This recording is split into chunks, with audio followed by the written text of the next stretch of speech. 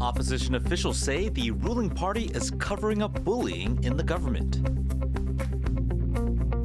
The sudden death of a train driver sparks new debates about working conditions on Taiwan's rail system. Since the U.S. election, the U.S. dollar has surged, with the cryptocurrency Bitcoin also hitting an all-time high. Plus, we're here in Taipei to check out one of the city's oldest and biggest religious festivals.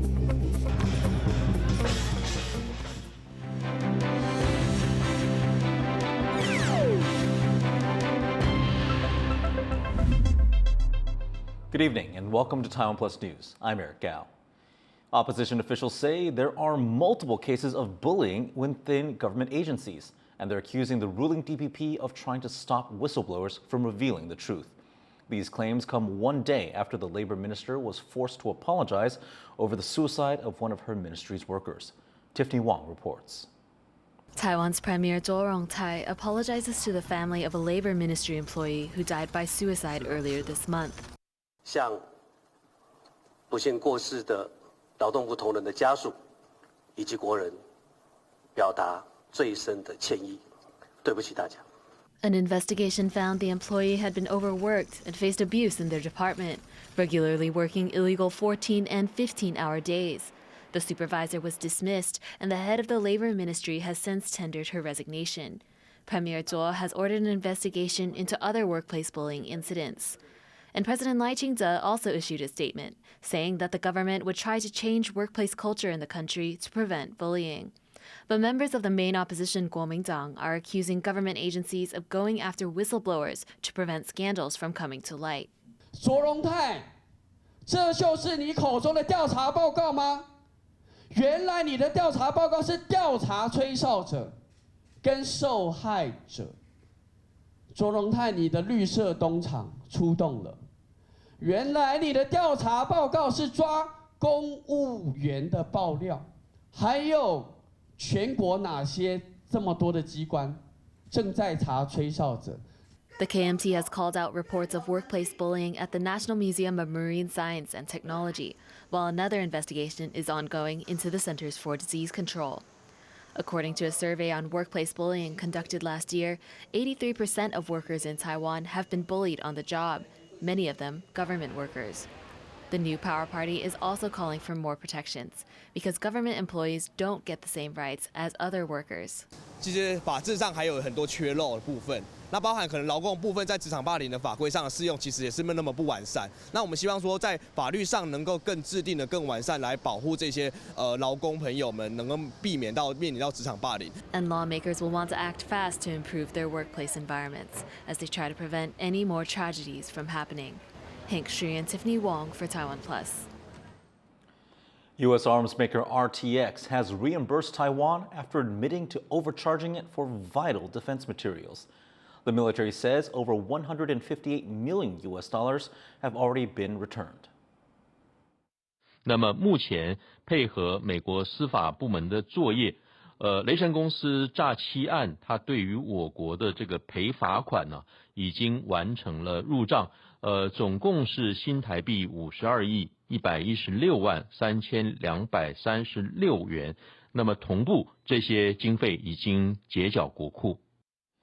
A U.S. Department of Justice investigation found that RTX, formerly called Raytheon, had overcharged several countries, including Taiwan, for Patriot missiles and radar systems. In the settlement, RTX agreed to reimburse these countries over $1 billion total. The U.S. has agreed to sell over 320 million U.S. dollars worth of equipment to Taiwan's military. The sale includes plane and ship parts. The contracts do not specify how these will be used, but they were sought by Taiwan's Air Force and Navy, suggesting the parts are for the country's military. The sale comes just around 2 months before U.S. President Joe Biden leaves office. Biden had promised to defend Taiwan in the event of a Chinese invasion. A train driver has died on the job, with an initial test suggesting heart failure. The rail company says drivers' work hours are strictly limited, ruling out overwork as a factor. But the railway union says the company's restructuring this year has put new pressures on staff. John Van Trieste reports. By the time paramedics arrived at Heping train station, it was too late. A fast local train had failed to leave on time, and when station staff went to check why, they found the 54-year-old driver slumped in the cabin with no signs of life. 救护人员到达现场后，发现患者已倒卧在第一月台火车驾驶舱内，现场也有人员实施 CPR。 It didn't work. The cause of death is still uncertain, but the railway company says this employee had no history of health problems and had driven a train earlier in the morning without incident. The company also says workers' hours are strictly limited, and this driver had a 2-hour break before what would be his final journey. So overwork is one cause that can be ruled out. 如果超时会被劳检啊，所以我们这个乘务工作的工作班我们控管很严，不会有超时的问题。乘务班表示用轮的啦哈，原则上他们的平均工时哈不会超过6小时40分。 But the railway union says things haven't been the same for workers since a controversial move at the beginning of the year, a move that corporatized the rail company. Related or not, the driver's death on the job has renewed focus on the change and the new pressure some workers say it's brought. 因为我们现在有一些比较年轻化的司机的那个问题，所以说小孩子都不大，然后可能在暑假当中里面的请假需求会比较高。我们在整个工时上面是还好。 只是说符合给他们来要求他们休假的请假的方式里面，这个问题点还在。The union says nearly a year on, the new system still has growing pains and that a worker shortage is still a problem.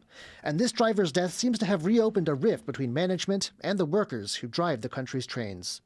Leon Lin and John Van Trieste for TaiwanPlus. A mother in northern Taiwan who used narcotics while breastfeeding has been sentenced to 6 months in prison after her baby died of an overdose. The woman admitted to using meth after an autopsy found high levels of that drug in her 3-month-old baby's system back in March. Her 3 other children have been taken into government care. Pediatricians say breastfeeding mothers must avoid harmful substances, as even minimal exposure can severely affect infants. Indian billionaire Gautam Adani has been indicted in the U.S. over an alleged fraud scheme. Prosecutors say Adani and 2 other executives plan to pay Indian officials $250 million in bribes to secure contracts for their renewable energy business. The scheme was expected to yield $2 billion in profits. They are accused of hiding their plan from U.S. investors and banks. A spokesperson for Adani's company has denied the charges. U.S. chip designer NVIDIA has released its latest earnings report showing solid growth that still failed to impress investors. The California-based company reported third-quarter revenue of more than $35 billion, nearly double the previous year's figure and up 17% from last quarter. Revenue was driven mostly by sales of AI chips for data centers.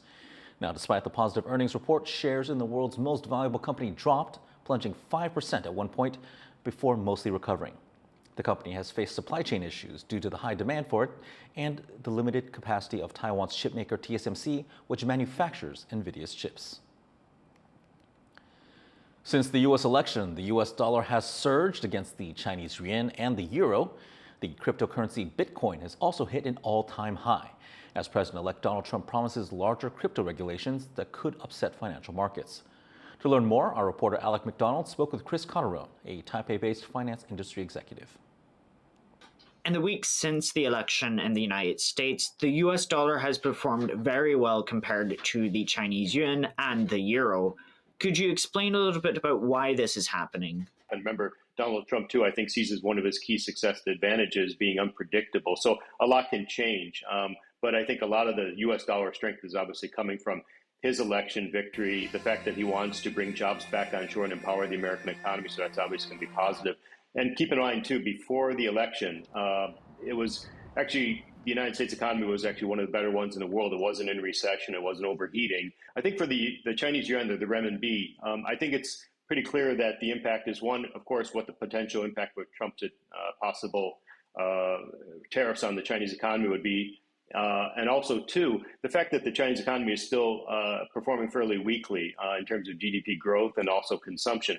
For the euro, that's a little bit more standard in terms of the economy there is not performing as well as the U.S. economy. Also, too, they are also watching what's going on in terms of the the U.S. Fed and its possible rate cuts, maybe not as many rate cuts as possible, or what they maybe thought. What effect might these currency valuations have on Taiwan and its exports and imports? You know, an NT dollar that's weaker versus the US dollar means that probably Taiwan's exports will actually become more competitive. Now, that sounds great, but of course, there's some headaches involved there too, because it might mean that the trade surplus that Taiwan enjoys with the US may be larger. And also, too, the fact that you have to consider that these companies that are going to probably expand their investments and also their, let's say, even build plants in the United States, it'll become more expensive for them to do that because, remember, the NT dollar is weaker against a stronger US dollar. However, you know, the United States and Taiwan have a very strong trade relationship. Even if the United States has a trade deficit with Taiwan, a lot of the exports that Taiwan's sending is, remember, these are high-tech exports going to the United States. They're improving America's ability to export as well, too, and build its own industrial base. Now is finance industry executive Chris Cotterone discussing the state of international currency markets. And coming up after the break,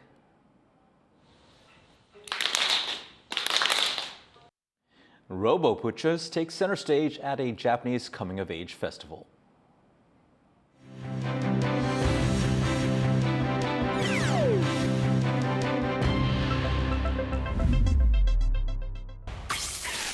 Contestants, but there can only be one winner.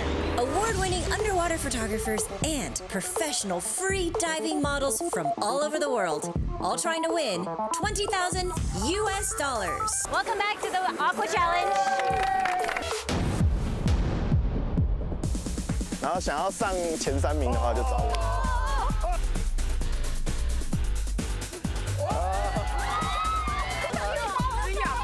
我录不下去啊。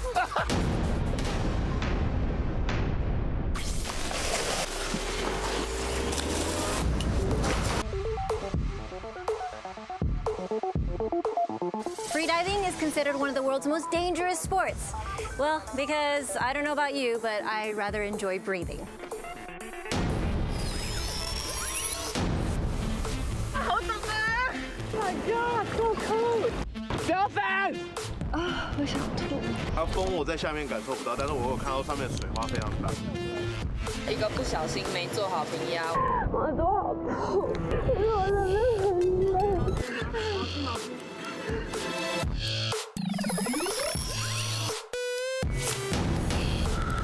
自己并不满意这张照片。听得到吗？听得到吗？ Owen and Pepe had a difference of 1 point. That's hard, because it looks really, really good. Oh my God. So you're not happy with your photo? I'm incredibly sad about my photo. I'm sorry, you're last. Aqua Challenge. Every Sunday, 10 p.m. on TaiwanPlus. For more stories from Taiwan and around the world, follow TaiwanPlus News on social media.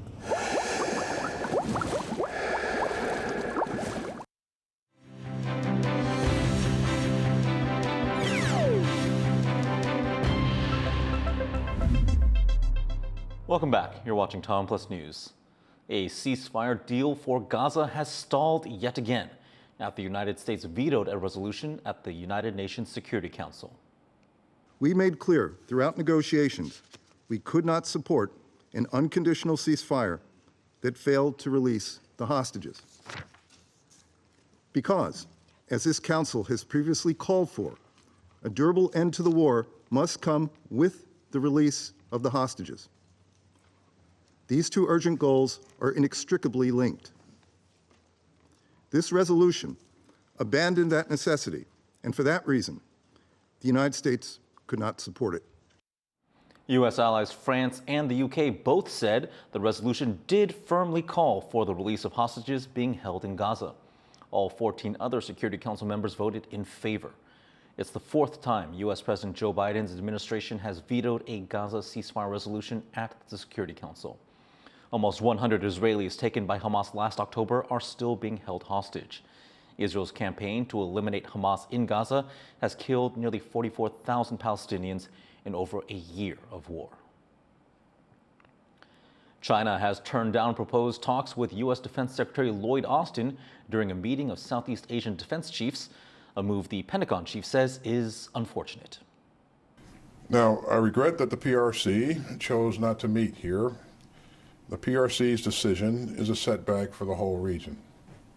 As I've said consistently, the right time to meet is any time. Austin had sought to meet with his Chinese counterpart, Dong Jun, at the ASEAN summit in Laos in a bid to maintain military communications between Washington and Beijing. China rejected the offer, citing objections to a recent $2 billion arms sale to Taiwan. This comes days after U.S. President Joe Biden and Chinese President Xi Jinping met in Peru for the final time before President-elect Donald Trump takes office.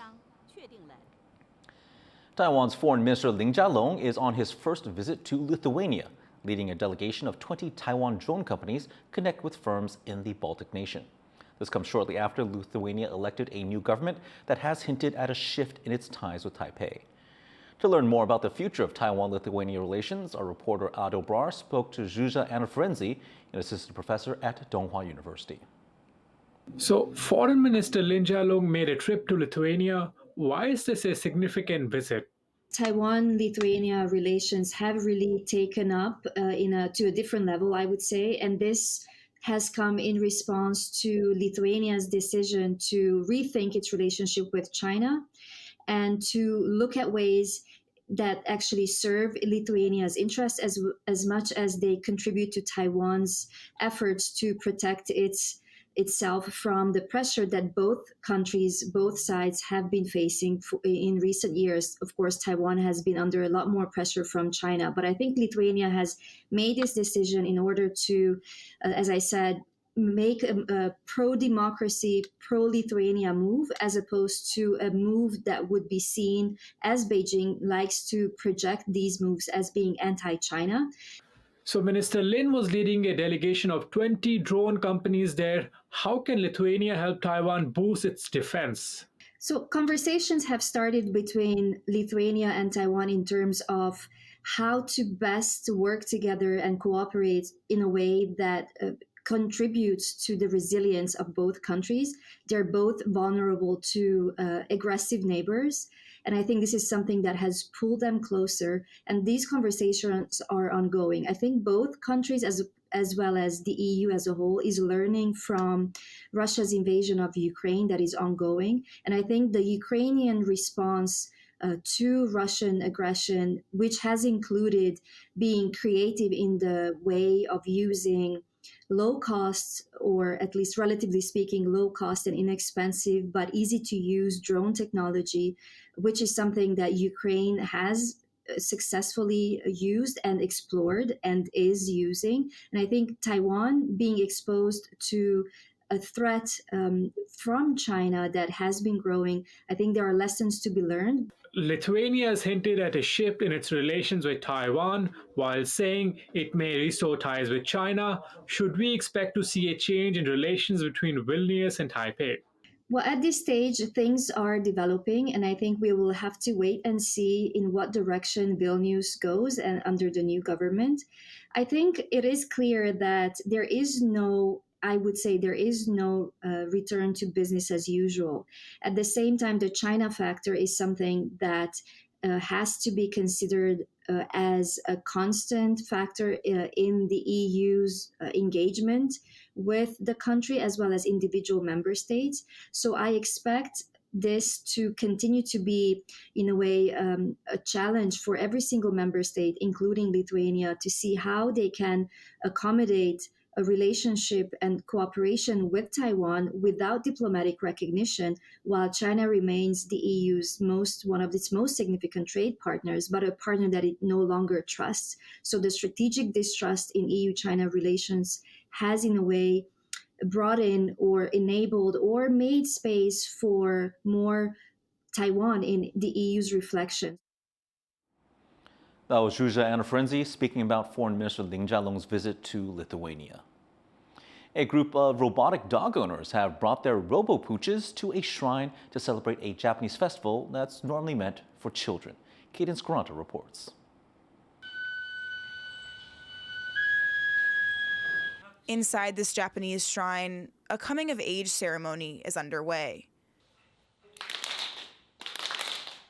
It's part of a traditional festival celebrated every year in Japan, focused on children.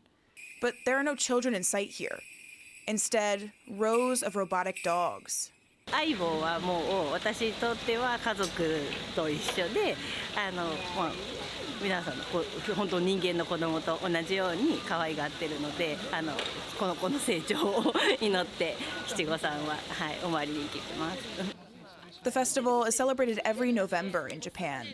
Families bring their children to shrines like this one at the age of 3, 5, and 7 to ask for blessings and a long life. These robotic dogs, manufactured by Sony, have been popular in Japan for a while and gained special prominence during COVID-19 when people turned to them to combat loneliness.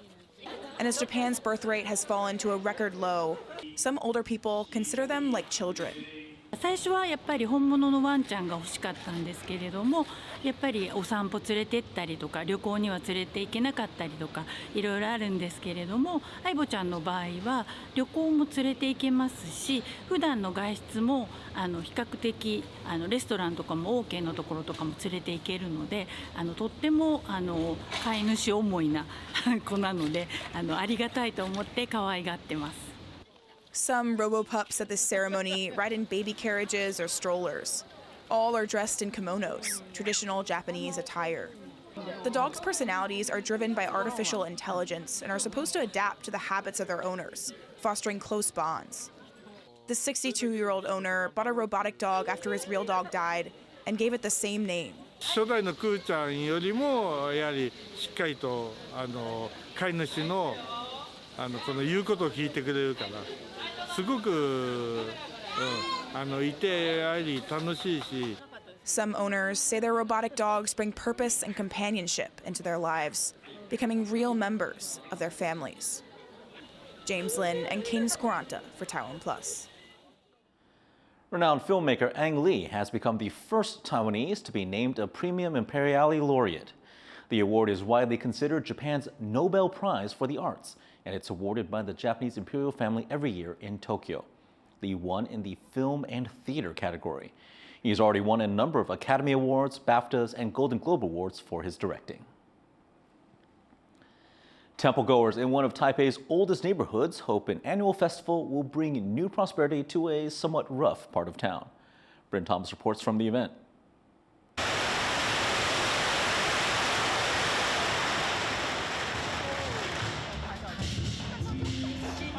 Every year, the streets of Taipei's Wanhua district come to life for the centuries-old Qingshan King Festival. The three-day event is one of the largest in Taipei and culminates with birthday celebrations for folk deity, the Qingshan King, who's carried through the city by volunteers. 我们是青山宫临安尊王绕境，每年只有一次，就是蒙甲大拜拜。那我们在这个教班已经差不多有10年了。那我们就是为尊王服务。 他是我们万华人的守护神，那守护着我们万华，守护着大家的平安健康。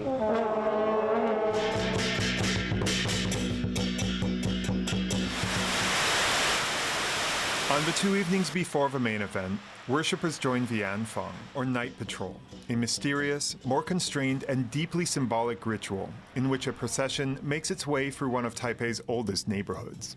It's after sunset here in Wanhua District. Now this is one of Taipei's older neighborhoods and one that still practices cultural and religious traditions brought over from China hundreds of years ago.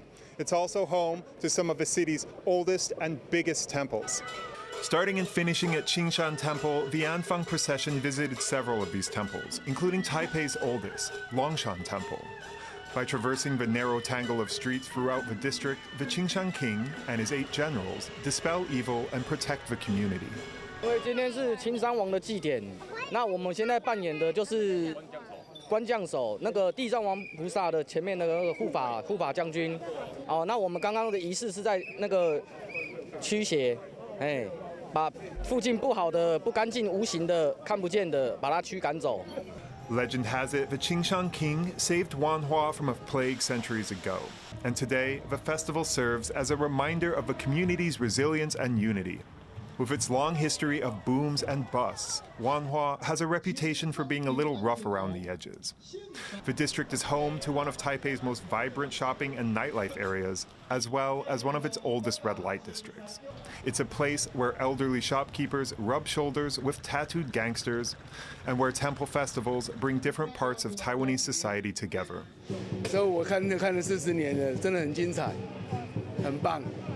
我住这里啊，我是万华人，所以我每年都会看，是一个文化的传统传承，然后它是代表万华的一个祭典，万华1年才会有一次的祭典。